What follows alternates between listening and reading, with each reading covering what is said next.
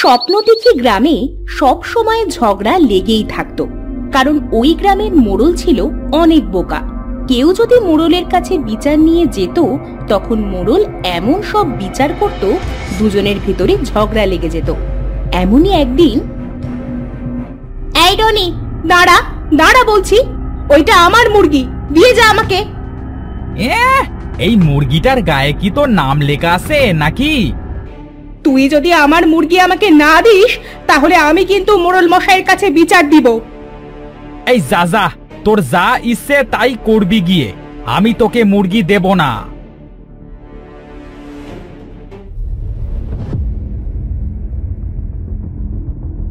মোড়ল মশাই, মোড়ল মশাই, রনি আমার মুরগি চুরি করেছে। কি বলছো তুমি? আমার গ্রামে চুরি? কই চলো তো যে দেখি। মোড়ল তার দলবল নিয়ে জুতির সাথে গিয়ে রনিদের বাড়িতে যায়। রনি, এই রনি, এই বাড়িতে আসো নাকি? হ্যাঁ, আরে মোড়ল মশাই যে, তা কি মনে করে আমার বাড়িতে? শুনলাম তুমি নাকি মুরগি চুরি করেছো। আমার গ্রামে চুরি? এইটা তো মানতে পারবো না। আগে আমি তো মুরগি চুরি করি নাই। কে বলেছে আপনাকে আমি মুরগি চুরি করেছি? আরে তুমি বলছো চুরি করি নাই, হে বলছে চুরি করেছে।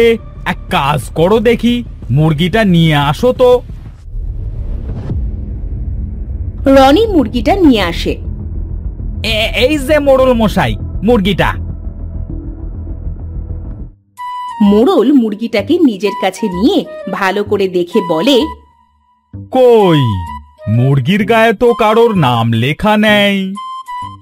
মুরগির গায়ে আবার কারো নাম লেখা থাকে নাকি? তোমার নাম যদি লেখা থাকতো তাহলে মুরগিটা তোমার হতো। যেহেতু মুরগির গায়ে কারোর নাম লেখা নেই, সেহেতু মুরগিটা যার কাছে আসে তার বিচার শেষ। আমি এখন আসি। হ্যাঁ,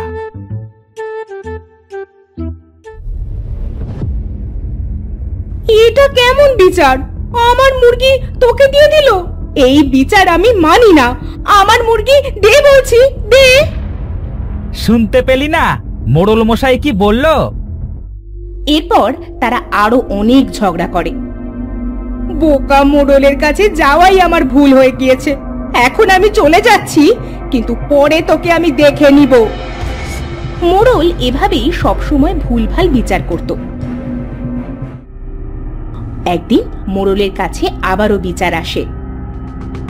মোড়ল মশাই, মোড়ল মশাই, আকাশের ছাগল আমার জমি থেকে পটল খেয়েছে, এর বিচার আমি চাই। আরে এখানে তো বসে আছি বিচার করবার জন্যই।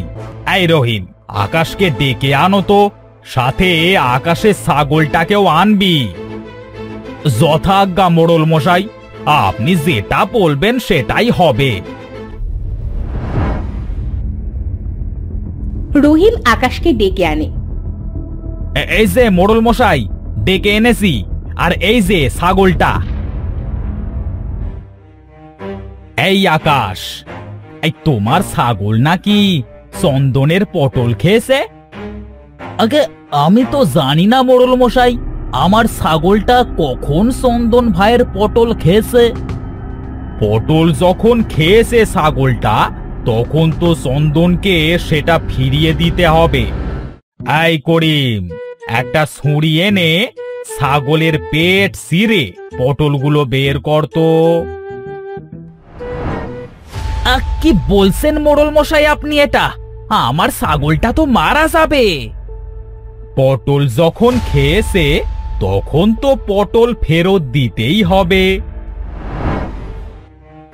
করিম একটা ছুরি এনে ছাগলটার পেট চেরে, সাথে সাথে ছাগলটা সেখানে ছটফট করতে করতে মারা যায়। বেশ হয়েছে, এবার যা আমার পটল খেতে।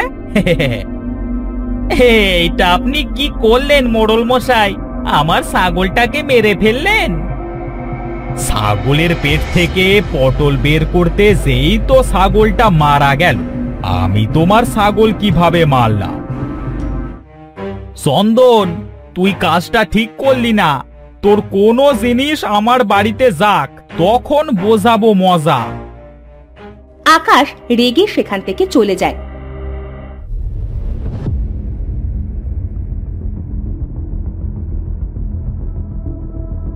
অন্যদিকে চায়ের দোকানে বসে সকলে মোড়লের বোকা কাজের কথা বলতে থাকে। এই সিরাজ, শুনেছিস আজ মোড়ল মশাই কি করেছে? শুনেছি। এই মোড়ল ছাগলের পেট থেকে পটল বের করতে ছাগলের পেট ছিঁড়েছে।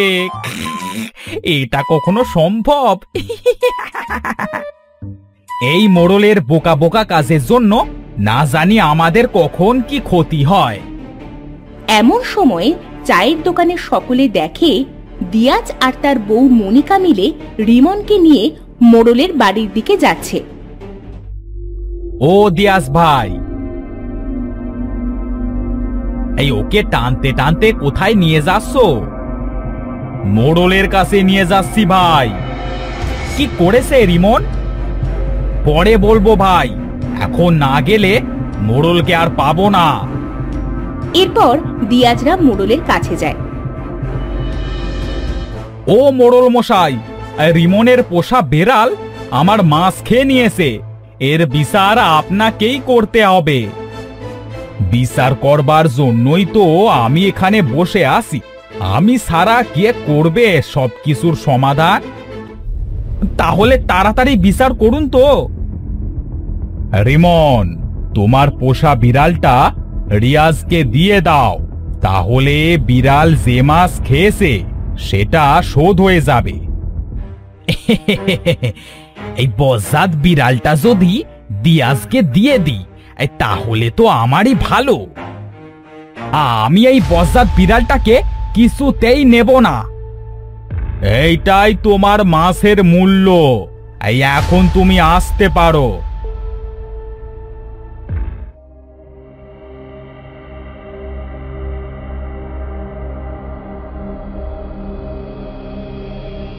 কিছু দূর গিয়ে রিমন হাসতে থাকে। তোকে আমি দেখে নেব। তোর বিড়াল তুই নিয়ে যা। বিড়ালটা যখন তোকে দিয়েছে তখন এই বিড়ালটা তোর। তারা সেই চায়ের দোকানের সামনে দিয়ে যেতে থাকে। ও দিয়াজ ভাই, তা কি বিচার করলো মোড়ল মশাই? দিয়াজ তখন মোড়লের বিচারের কথা বলে। কি বলছো তুমি দিয়াজ ভাই? আমি গরিব মানুষ, আমি এই বিড়ালের খাবার কিভাবে জোগাড় করব? এই বোকা মোড়লের বোকা বোকা কাজ না জানি কার কখন ক্ষতি করে। আমরা সবাই এই মোড়লকে বিদায় করে নতুন মোড়ল বানাবো। তুমি ঠিক বলেছো। এই মোড়লের বোকা বিচার আমরা আর কেউ মানব না। এবার যদি কারোর ভুল বিচার করে তখন আমরা সবাই মোড়লের গায়ে পাথর ছুঁড়ে মারব। এটা একদম ঠিক সিদ্ধান্ত। মোড়লের বোকা মোড়লগিরি এবার দেখিয়ে দেব। এসব কথা দূর থেকে মোড়লের বউ রেবেকা শোনে। সে ছিল অনেক চালাক। ওনাকে নিয়ে আর পারি না বাবু, আমার হয়েছে যত জ্বালা। কি করি এখন? গ্রামের লোক তো খেপে গেছে। এমন অদ্ভুত বিচার করলে না খেপেই বা কি করবে? আমাকেই একটা ব্যবস্থা করতে হবে। রেবেকা বাড়িতে চলে যায়।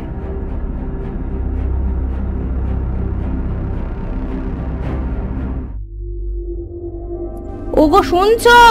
কোথায় তুমি? কি হয়েছে? এমন করে ডাকছো কেন? ডাকবো না তো কি করব বলো? তোমার এই বোকা বোকা বিচার করার জন্য তো গ্রামে মুখ দেখানো যাচ্ছে না।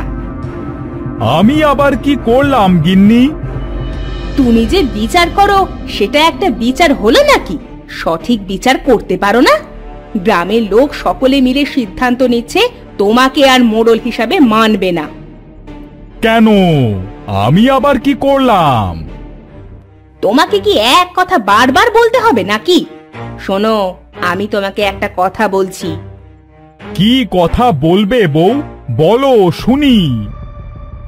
এখন থেকে বিচার করার সময় আমার কাছে এসে পরামর্শ নিয়ে যাবে, তাহলে তুমি সঠিক বিচার করতে পারবে। না হলে কিন্তু আমাদের এত সম্পদ, তোমার এত সম্মান কিছুই আর থাকবে না।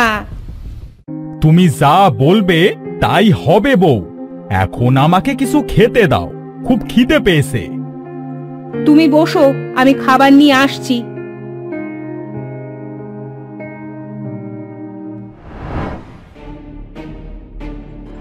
এই যে ভাই, তোর বউ আমার গাছের কাঁঠাল কেন পারলো? পেরেছে, বেশ করেছে। তোর গাছের আগা আমার জমিতে কেন?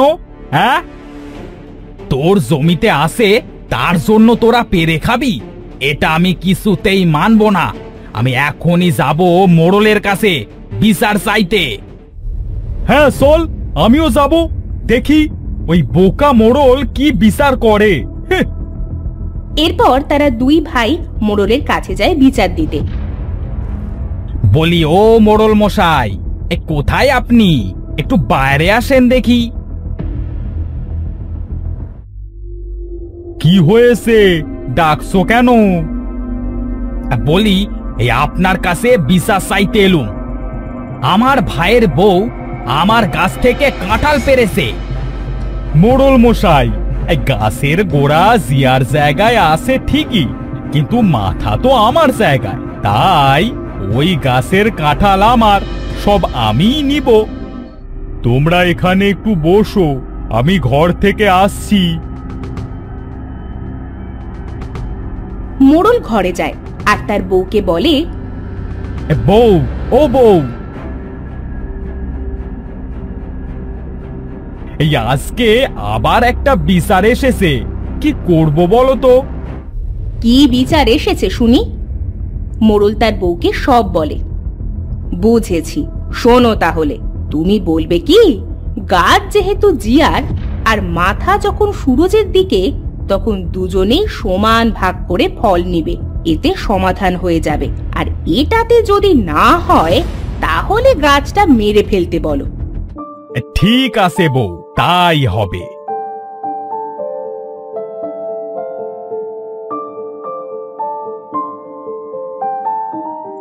আমি চলে এসেছি।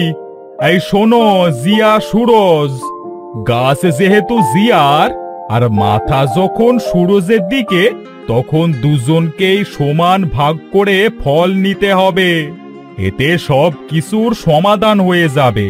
আর এটাতে যদি না হয় তাহলে গাছটা মেরে ফেলবে, তাহলে আর কোনো ঝামেলা থাকবে না। এই বোকা মোড়ল আবার চালাক হলো কবে? আমি তো মনে করেছিলাম গাছটা আমাকে দিয়ে দেবে, সেটা তো হলো না। ঠিক আছে মোড়ল মশাই। মোড়লের বিচার শুনে সকলে খুশি হয়। সকলে মোড়ল পরিবর্তনের সিদ্ধান্ত বদলায়। তখন থেকে মোড়লের কাছে কেউ কোনো বিচার আনলে মোড়ল তার বউয়ের কাছ থেকে পরামর্শ নিয়ে বিচার করতে শুরু করে। বোকা মোড়ল তার চালাক বউয়ের জন্য আবার হারানো সম্মান ফিরে পায়।